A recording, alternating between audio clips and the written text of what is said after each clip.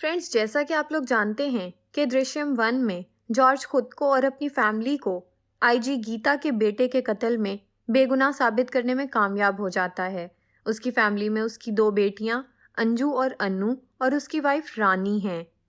दृश्यम 2 6 साल बाद के हालात पर बनाई गई है, जिसमें दिखाया गया है कि जॉर्ज अब केबल ऑपरेटर से एक बड़े थिएटर का मालिक बन चुका है और उसके थिएटर का नाम उसकी वाइफ रानी के नाम पे है। मूवी के शुरू में जॉर्ज रानी को बता रहा था कि वो एक मूवी प्रोडक्शन कर रहा है जिसके लिए वो 1 लाख रुपया एडवांस दे चुका है, लेकिन उसकी वाइफ रानी उसे समझाती है कि हमारी दो बेटियां हैं, इसलिए अपना सारा पैसा अपने बिजनेस पर ही जाया मत करो, बल्कि उनके फ्यूचर का भी सोचो। जॉर्ज और रानी के साथ वाले घर में एक हस्बैंड वाइफ रहते हैं, साबू और सविता। साबू हर वक्त नशा करके अपनी वाइफ सविता को मारता रहता है। रानी और जॉर्ज सविता से हमेशा कहते रहते हैं कि वो पुलिस में साबू के खिलाफ मारपीट की रिपोर्ट लिखवाए, लेकिन वो उनकी बात नहीं मानती। जॉर्ज की बड़ी बेटी अंजू, जिसके साथ वो हादसा पेश आया था, अब हायर स्टडीज कर रही है और छोटी अन्नू अब कॉलेज में पढ़ती है। 6 साल पहले के उस हादसे से अंजू की ज़हनी हालत ठीक नहीं रहती। खास तौर पर पुलिस को देखकर वो बहुत डर जाती है। अक्सर ख्वाब में भी उसे वरुण की मां आईजी गीता या वरुण नजर आते हैं, जिसके उसकी हालत बहुत ख़राब हो जाती है। इसलिए जॉर्ज और रानी उसका बहुत ख्याल रखते हैं। 6 साल गुजरने के बाद भी गांव वाले अंजू पर इल्ज़ाम लगाते रहते हैं कि उस कत्ल होने वाले लड़के वरुण और अंजू का अफेयर था और उसी ने उसे घर बुलाया था और इसीलिए उसके बाप ने उसे मार दिया। लेकिन जॉर्ज उनकी इन बातों पर ज़्यादा ध्यान नहीं देता और वो अपनी बेटी का बहुत ख्याल रखता है। फिर जॉर्ज अपने ऑफिस आता है और अपने ऑफिस में 2 सीसीटीवी कैमरास लगवाता है ताकि वो अपने मोबाइल से थिएटर की निगरानी कर सके। फिर जॉर्ज से मिलने एक आदमी आता है जो कि उस कत्ल होने वाले लड़के वरुण का बाप यानी पुलिस आईजी गीता का शौहर है। वो जॉर्ज से पूछता है कि उसने वरुण की लाश कहाँ दफनाई है, लेकिन जॉर्ज उससे माजरत कर लेता है कि वो उसे ये नहीं बता सकता। फिर जॉर्ज उस आदमी से मिलता है जो उसकी फिल्म का स्क्रिप्ट राइटर है और इसी को उसने 1 लाख रुपया एडवांस दे रखा है। यहाँ जॉर्ज अपनी मूवी के क्लाइमैक्स की बात करता है कि क्योंकि वो क्लाइमैक्स से बिल्कुल भी सेटिस्फाइड नहीं है। उधर रानी बाहर कुछ सामान लेने जाती है तो वो अपने साथ वाले घर में रहने वाली सविता को साथ ले जाती है। रास्ते में वो उसे बताती है कि वो जल्द से जल्द अंजू की शादी करना चाहती है। फिर जॉर्ज अपनी फिल्म के एक्टर राजन से मिलता है। राजन एक लैब में सिक्योरिटी गार्ड है, लेकिन इसने पहले एक फिल्म में कुछ काम किया था, इसलिए जॉर्ज उसे अपनी फिल्म में एक्टर रख लेता है। राजन उससे पूछता है कि आखिर हमारी फिल्म कब बनेगी, तो वो उसे बताता है कि कुछ प्रॉब्लम्स हैं इसलिए लेट हो रहा है, वरना जल्दी हमारी फिल्म बन जाएगी। जॉर्ज वीकेंड पर अक्सर अपने इसी दोस्त राजन के पास रुक जाता है, इसलिए रानी अपने साथ वाले घर से सविता को बुला लेती है। वो जब भी आती है तो अंजू के बारे में कोई ना कोई बात करती है कि गांव में क्या बातें हो रही हैं। वो उसे बताती है कि गांव वाले कहते हैं कि अंजू ने ही उस लड़के को बुलाया था और इसीलिए जॉर्ज ने उसे मार दिया, लेकिन रानी सिर्फ इतना ही कहती है कि ये सब झूठ है। इसके बाद वो चुप हो जाती है और रोने लगती है। जैसा आपको पहले बता चुकी हूँ कि 6 साल पहले के वाक़े को लेकर अपनी बेटियों के लिए रानी काफ़ी फिक्रमंद रहती है, लेकिन जॉर्ज उसको हमेशा इस रोक टोक से मना करता रहता है। रानी अंजू की शादी की बात करती है तो अंजू मना कर देती है कि वो अभी आगे पढ़ना चाहती है और जॉर्ज भी अपनी बेटी का साथ देता है। लेकिन रानी गांव में होने वाली बातों की वजह से बहुत परेशान रहती है और वो चाहती है कि अब उसकी शादी हो जाए। मूवी में एक और कैरेक्टर है जॉर्ज कि उसने नशे में अपनी बीवी के भाई को मार दिया था, जिसके लिए उसके पीछे पुलिस लगी थी और फिर उसे पकड़े जाने पर जेल हो जाती है। अब वो जेल से छूट गया है, लेकिन उसकी बीवी ने उसे घर में घुसने की इजाज़त नहीं दी। अब वो उससे माफ़ी मांगता रहता है, लेकिन वो अपने भाई का कत्ल माफ़ करने को तैयार नहीं। जॉर्ज एक होटल में जाता है और उसके मालिक को कहता है कि वो उसे काम दे दे। वो कहता है कि मेरे होटल में तो कोई काम नहीं, लेकिन जॉर्ज एक फिल्म बना रहा है, तुम उससे बात करो। जॉर्ज इस होटल के मालिक का दोस्त है। फिर वो जॉर्ज से मिलता है तो वो कुछ सोचने लगता है, जैसे उसे कुछ याद आ रहा हो। उधर अन्नू अपने पेरेंट्स से पूछती है कि मैं और अंजू वीकेंड के लिए अपनी दोस्त के घर जाना चाहते हैं, जिससे रानी साफ मना कर देती है। जॉर्ज उन्हें कहता है कि वो जाने की बजाय अपने सारे दोस्तों को घर पे बुला ले। इस पर अन्नू खुश हो जाती है। उधर जब अन्नू के घर में खाना तैयार हो रहा था तो अंजू आके जॉर्ज को बताती है कि पुलिस आई है। वो उसे कहता है कि डरना नहीं और जाके दलेरी से पूछो कि वो लोग क्या कहते हैं, फिर वो जाके दरवाज़ा खोलती है तो उसे पुलिसमैन उनकी माँ को बुलाने का कहता है। सब बहुत डर जाते हैं, लेकिन असल में रानी ने साथ वाले घर में रहने वाले साबू पर अपनी बीवी सविता को मारने की वजह से रिपोर्ट लिखवाई थी और पुलिस भी इसीलिए आई थी। अनु के दोस्त आते हैं और वो सब बहुत एंजॉय करते हैं। अनु का एक क्लास फेलो पुलिस आईजी के दोस्त का बेटा है। वो अनु को बताता है कि वो एक शॉर्ट फिल्म बना रहा है और उस कहानी के बहाने से वो अनु से वरुण के मर्डर के बारे में पूछने की कोशिश करता है, क्योंकि उसने अनु से दोस्ती भी पुलिस की मदद करने और वरुण के मर्डर के सबूत ढूंढने के लिए की थी।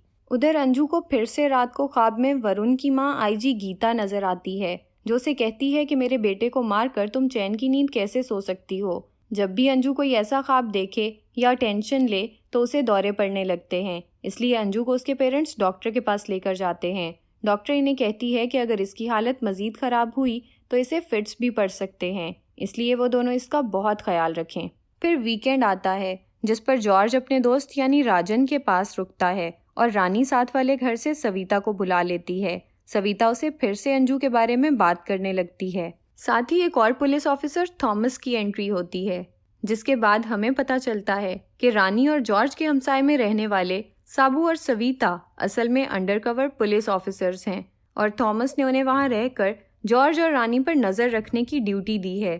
फिर थॉमस सीआई फिलिप को बताता है कि ये दोनों 2 साल से उन पर नज़र रखे हुए हैं। उनके घर में जगह जगह रिकॉर्डर्स लगाए हैं, लेकिन उन्हें कोई भी खबर नहीं मिली कि वरुण को उन्होंने कहाँ दफनाया, और यही वजह थी कि सविता हमेशा रानी को अंजू के बारे में कुछ ना कुछ कहती रहती थी ताकि उसे कोई ना कोई राज पता चले।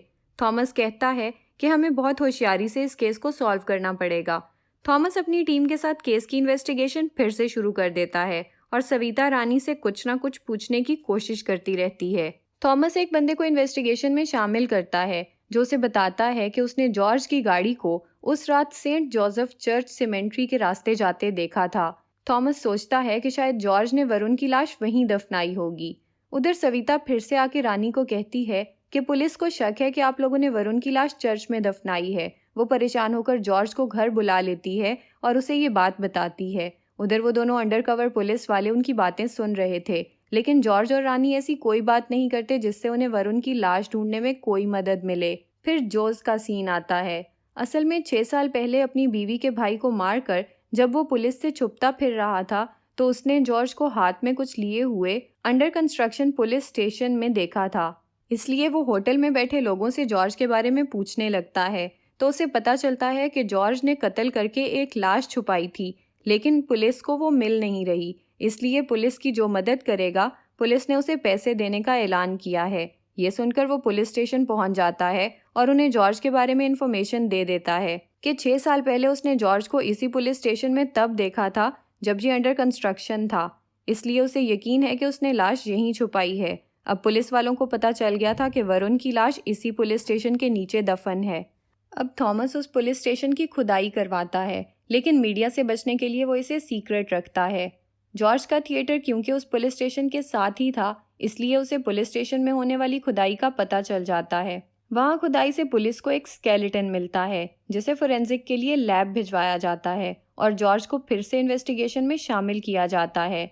पुलिस वरुण के पेरेंट्स को बुलाकर बताते हैं कि ये स्केलेटन किसी 14 से 20 साल के लड़के का है और इसकी मौत सर पर चोट लगने की वजह से हुई है, लेकिन क्या ये वाकई वरुण का है या नहीं, ये डीएनए रिपोर्ट से साबित होगा।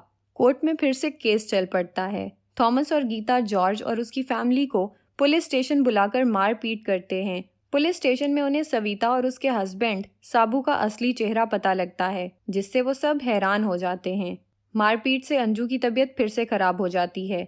तब जॉर्ज थॉमस को कहता है कि मैं आपको सब कुछ सच बताता हूँ, लेकिन अकेले में।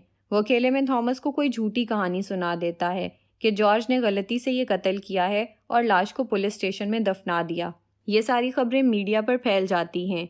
एक मशहूर एंकर विने थॉमस के पास आता है और उसे बताता है कि 2 साल पहले जॉर्ज उसके पास एक कहानी लेकर आया था। उसमें जॉर्ज ने अपनी हिस्ट्री और वरुण के कत्ल की तमाम कहानी मुख्तलिफ नामों से पेश की हुई थी, लेकिन उसने ये कहानी अपने नहीं बल्कि विने के नाम से पब्लिश करवाने की दरख्वास्त की। और इस कहानी में भी इसी तरह एक कत्ल हुआ था, जिसके बाद लाश को एक अंडर कंस्ट्रक्शन ऑफिस में दफना दिया था।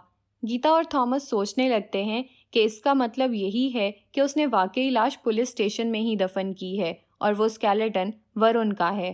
फिर उन्हें विनय बताता है कि वो इस क्लाइमैक्स से खुश नहीं था, इसलिए उसने एक और क्लाइमैक्स भी सोचा था। उधर कोर्ट में एतराफ़े जुर्म के लिए जॉर्ज को पेश किया गया।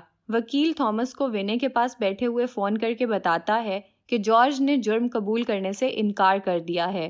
तब जॉर्ज की वकील कोर्ट में बताती है कि मेरे क्लाइंट से मारपीट से ये जुर्म कबूल करवाया गया है और इसकी कहानी एक नॉवल से इंस्पायर होके ली गई है, और फिर वो विनय के नाम से पब्लिश हुआ वो नॉवल अदालत में पेश कर देती है। और यही वजह थी कि उसने वो नॉवल अपने नाम से नहीं बल्कि विनय के नाम से पब्लिश करवाया था। फिर थॉमस को फ़ोन पर एक और खबर मिलती है और वो ये थी कि स्केलेटन के डीएनए के मुताबिक वो स्केलेटन वरुण का नहीं है एंड केस क्लोज्ड। फिर हमें फ्लैशबैक दिखाया जाता है कि डीएनए रिपोर्ट में वो स्केलेटन वरुण का कैसे नहीं था। फ्लैशबैक से हमें पता चलता है कि उस इंसिडेंट के बाद जॉर्ज हमेशा न्यूज़पेपर पढ़कर कोई ऐसा वाकया तलाश करता था कि जिसमें एक जवान लड़के की मौत सर पर चोट लगने की वजह से हुई हो, और आखिर उसे एक ऐसा केस मिल जाता है और वो उसकी कब्र खोदने वाले आदमी को पैसे देकर उसकी कुछ हड्डियां ले लेता है।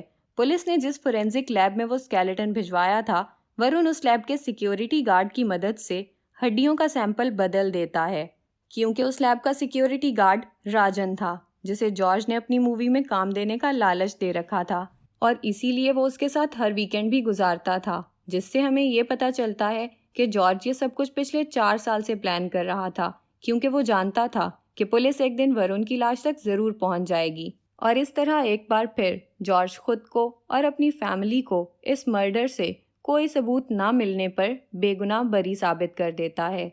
फिर पता चलता है कि जॉर्ज ने वरुण की कुछ हड्डियां संभाल कर रखी हुई थीं, जिन्हें वो एक लेटर और चंद पैसों के साथ एक पंडित के जरिए से वरुण के पेरेंट्स को भिजवा देता है।